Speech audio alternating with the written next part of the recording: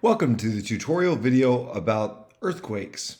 And in this earthquake lab, we're going to do something really interesting. We're going to look at the seismographs of the earthquake and measure out the timing of the P and S waves to try to determine where the earthquake is located.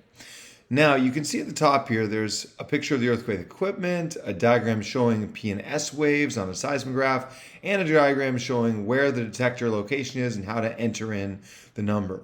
So let's go down to the bottom here. And we start this lab by picking a hypothesis we'd like to test. How many detector locations is it going to take to find that center of the earthquake, that epicenter?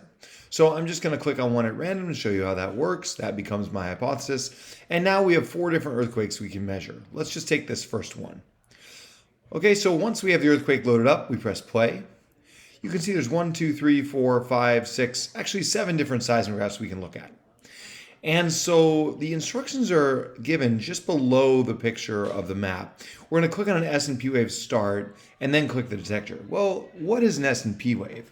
Turns out the S wave is really the start of the earthquake overall. So you can see this flat line, no earthquake. Click right there. Now the P wave is usually when the wave gets really big, really large, like right here. So that's going to be that. Now we click on the detector, which is shown with a number and a code right here with a red cross.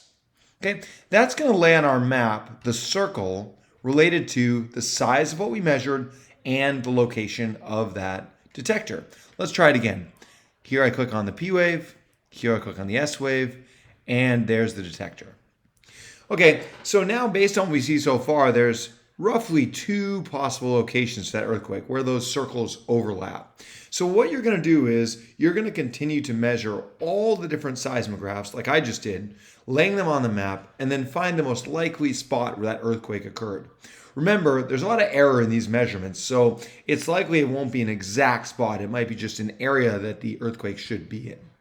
Once you've done each earthquake, make sure and press save. It's going to go up into your little list right here. And then you can do all 4 earthquakes and learn how to find their epicenters in this virtual lab.